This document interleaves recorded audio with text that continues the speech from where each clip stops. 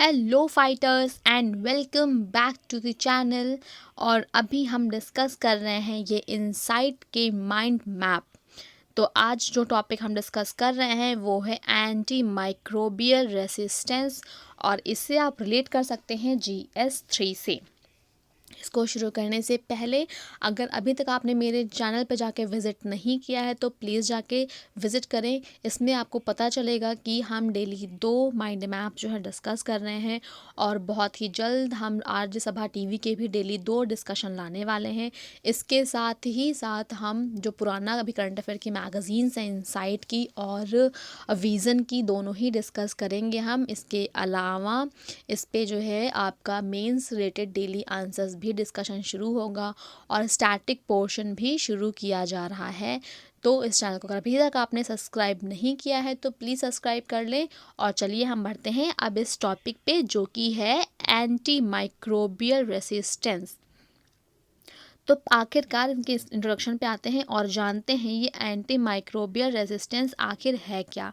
ये एक तरह की एबिलिटी होती है पैथोजेनिक माइक्रोब्स की, जिससे कि वो एक रेसिस्टेंस खुद में डेवलप कर लेते हैं, जिससे कि उनको एंटी माइक्रोबियल मेडिकेशन का कोई इम्पैक्ट ना हो। मतलब जब कोई भी ऐसी चीज़ मतलब कोई ऐसा पैथोजेनिक माइक्रोब जो कि किसी एंटी माइक्रोबियल मेडिकेशन के अगेंस्ट रेसिस्टेंस डेवलप कर लेता है, तो उसे कहते हैं एंटी माइक्रोबियल रेसिस्टेंस।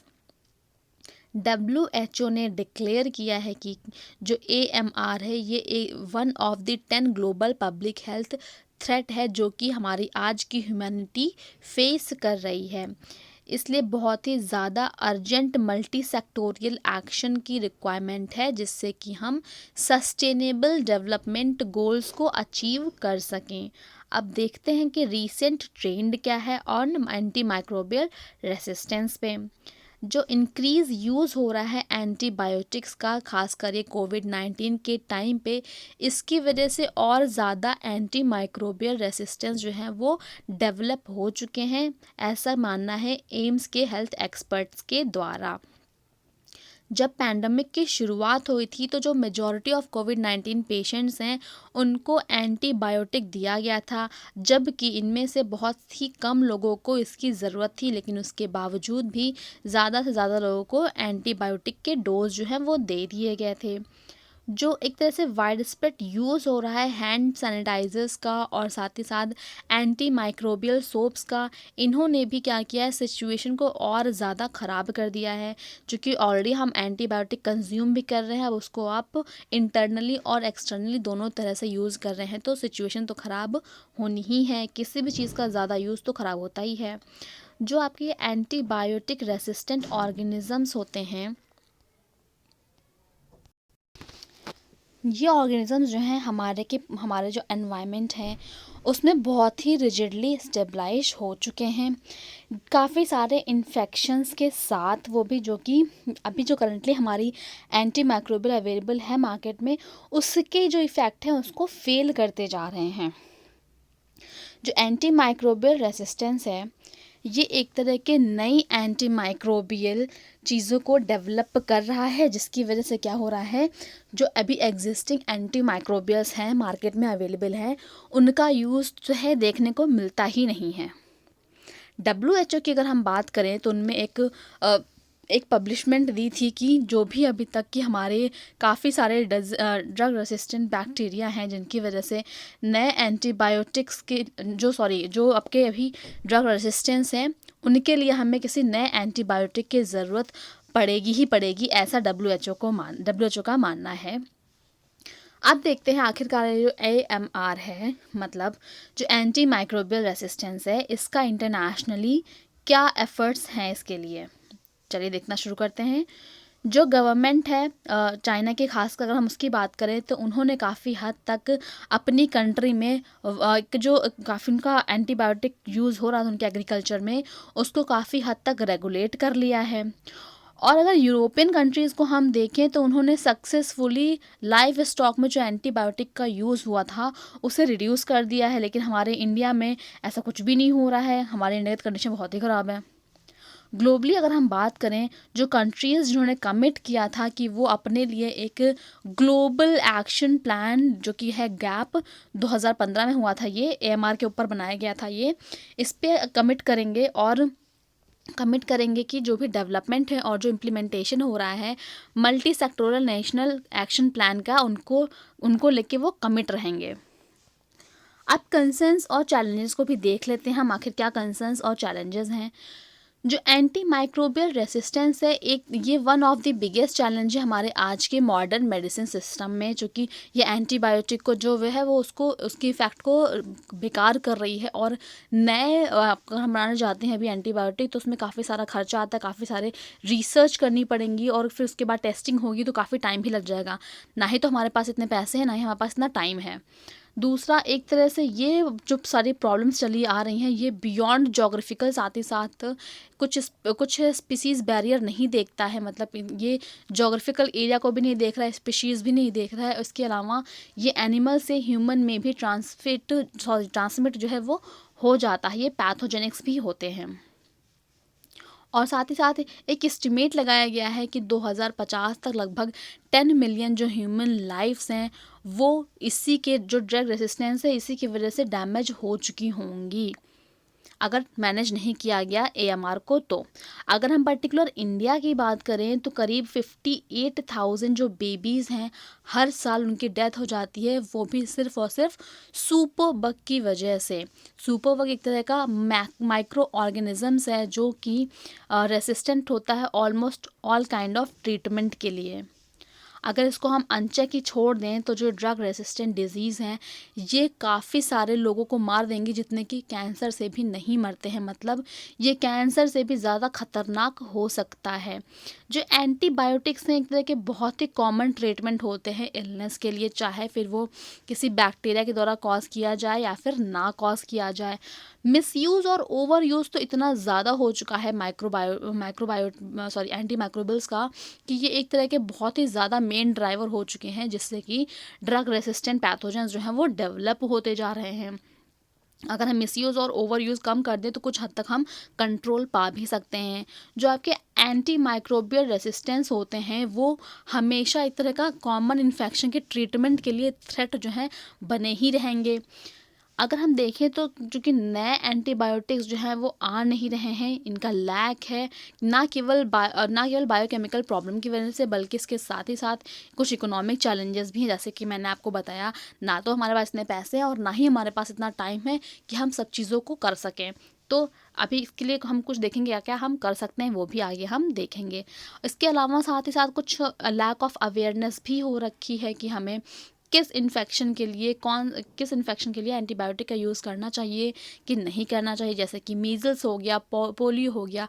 ये एक तरह का कंट्रीब्यूट करते हैं कि जो भी कोई हेसिटेंसी हो रही है वैक्सीनेशन के लिए, उसको कहीं ना कहीं उसको ग्रो कर रहे हैं, चूँकि होता नहीं है जब आपके पास अवेयरनेस नहीं होगी। इवन आपने कहीं ना कहीं अपने मम्मी पापा किसी न किसी के मुँह से सुना होगा कि बहुत से लोग ऐसा करते हैं, पोलियो का जो ड्रॉप है कहीं किसी तरह से क्या बोलते हैं हार्म ना कर जाए बच्चों की बॉडी को, या फिर ऐसे बहुत सी चीज़ें थी, लोग क्या करते थे, हेसिटेट होते थे और वो इन सब के ड्रॉप्स नहीं दिलवाते थे अपने बच्चों को।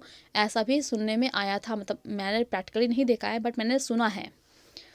ओके, आगे बढ़ते हैं अब हम। WHO ने कहा है कि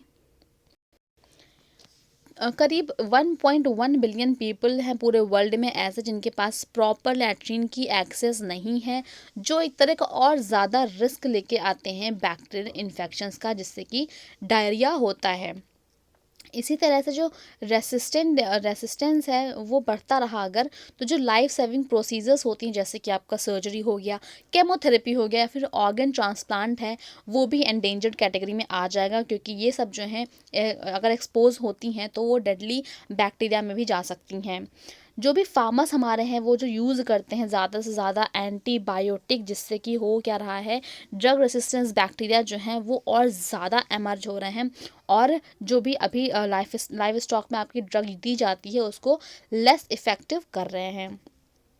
एंटी माइक्रोबियल रेसिस्टेंस को अगर हम देखें तो एक तरह का थ्रेट लेके आ रही है कि हम जो भी प्रिवेंशन और जो भी ट्रीटमेंट लेके आ रहे हैं, जो अभी तक के लिए हमेशा से बढ़ते ही जा रहे थे कुछ डिजीज़ के लिए, जैसे कि आपका ट्यूबरक्लोसिस हो गया, मलेरिया हो गया, यूरिनरी ट्रैक्ट इन्फेक्शन हो गया, और एचआईवी के लिए भी जो भी ट्रीटमेंट्स लेके आ रहे थे, उन सब के लिए ये एक तरह से थ्रेट जो है निकल के आ रहा है, एंटी माइक्रोबियल रेसिस्टेंस। तो ये कितना खतरनाक है ये तो हमने देख लिया। अब देखते हैं कि आखिर हम कैसे लड़ेंगे इनकी वजह इनसे। तो पॉइंट है battling superbugs with big data. अब इसमें बिग डेटा की क्या ज़रूरत है, कैसे काम करेगा और हम इससे कैसे हेल्प ले सकते हैं, ये देखते हैं।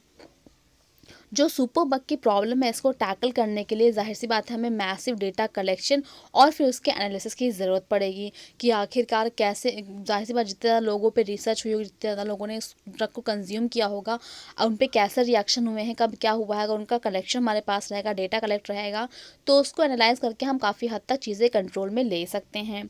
जो हेल्थ डिपार्टमेंट है सेंट्रल और स्टेट गवर्नमेंट का, उनको कोऑर्डिनेट करना चाहिए एक दूसरे से उनकी नोडल बॉडीज़ के द्वारा, और वो भी टेक्नोलॉजी स्पेस में, जिससे कि हो क्या कुछ इन्फॉर्मेशन शेयरिंग ग्रिड को डेवलप किया जा सके सेंटर और स्टेट लेवल पे, दोनों के लेवल पे ही।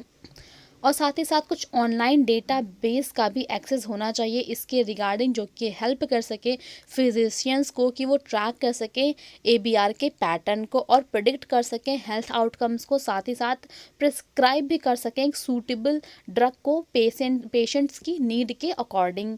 अब आते हैं हम वे फॉरवर्ड पे। आखिर वे फॉरवर्ड क्या होना चाहिए।